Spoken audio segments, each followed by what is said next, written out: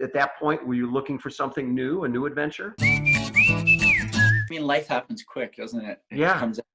There's that funny meme, life comes at you quick. So I came home from London thinking, let's do the next thing, Ironman, half Ironman. I'm good at this. I'll keep doing it.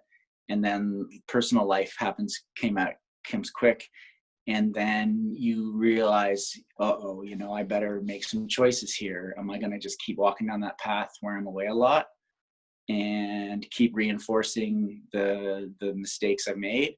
Or do I make the changes that are necessary? And that was, for me, it was hard to go through, but it was a blessing because I had to go through it, and I didn't have a choice, which meant that I came out pretty quickly. Any thought I had of being a professional athlete was like, well, wait a minute, how am I going to do those two things? How am I going to be home more, spend more time with my family, be more non-exhausted time, Right.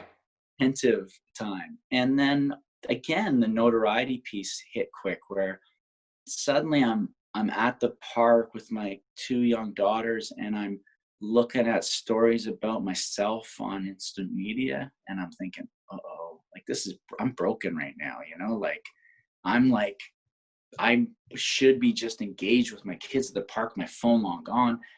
And instead I'm like in this weird kind of revalidation over and over and over again. I'm still valid. I'm still relevant. I'm still being talked about. And that hit me just like, I was like, oh no, this is not okay. I can't do this. I can't exist in those two worlds. I can't perform for the camera right now. I gotta be with your kids. I gotta be a dad. I gotta be like the people that are around me. It's what we see with social media, and I see the positive also that comes with it, but there's that piece that's that like manufactured spontaneity. And I was like, oh, whoa, I think I just crafted a Instagrammable moment. Like I shifted the whole scene of what we were doing so the light was right and the likes would be good. And I'm like, and I'm not present. I'm actually annoying. I'm like my granddad when he had a camera. My granddad was amazing. As soon as he got a camera, all you did was have to shuffle into the frame and yelling at you photo. And I'm that guy.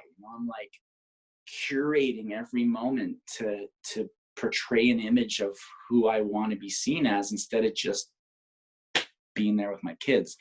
And so that happened. I go through this with it. I get caught out.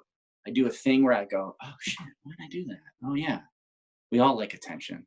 And then I retract and I go and I have that little unfriendly conversation with myself, and then I get back to being present in the day-to-day and not manufacturing each moment for the little screen to see, but just to be aware. And now I really like that. I spend a lot of time where we come back and go, oh man, it wouldn't be neat to get a photo of that. Oh well, But it's in your head. You've got the photo. Yeah. I look back. I'm in grade 12. I'm at Knox Grammar School. Ben Dunn is the captain of our cricket team.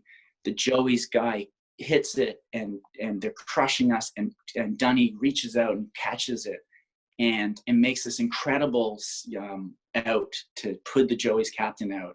And our team is getting crushed, but he stops the onslaught, and we all erupt. And 2 seconds later, the cameraman says, oh no, the battery died. I didn't catch it. And I remember thinking, yeah, but you had to be here, right? Like I'm so thankful that the only people that saw it were the people who showed up in person and were there and had felt it, saw Dunny walk off the field and be like, that's over. We're not getting crushed anymore. And I remember that. And now I really hold to that. I hold to those moments of like, yeah, you know what? We may have just done something spectacular. We may have seen a waterfall and an eagle and a humpback crested, and nobody caught it on film. And you know why? That's okay. You had to be there. You just had to be there. So yeah. So what is it about paddling? What is it about getting out on the board and paddling that obviously brings you so much joy? I grew up on Lake Ontario in Kingston, outside, and it's lake country. So I got a mom who is out kayaking every day she can, and I I knew it was special, and then I finished with triathlon, and then everything got really loud, and I didn't have nearly the same amount of alone time.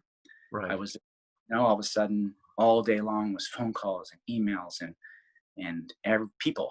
And I was like, oh my goodness, I used to spend like 6, 7 hours a day alone. And now I can't stop everybody from out, I'm Right. pulled in different directions, and I'm trying to be all these different things.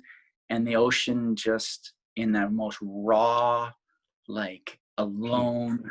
Yeah. Like you got to sit with it out there. And it's like with yoga, what's so beautiful about yoga is the mat will meet you where you're at. You sit there, and you when you go out and run, you can distract yourself, look around the trees, or you can think about other things. You start to have a thought that you're like, oh, I'm really uncomfortable with that. You can distract yourself. But on the yoga mat and on the ocean, there's just not a lot of just like, and you have to face it. And so I've had a couple moments out there where I'm out in the middle of the ocean, cry my eyes out for a bit, because just like whelmed with all the stuff that's going on, and be like, whew, okay, I did that. I walked through it. Like I'm still here. I'm still leashed in. I didn't unleash myself, and that's very powerful. And then beyond that, it's just a spectacular way to spend time. Time well spent.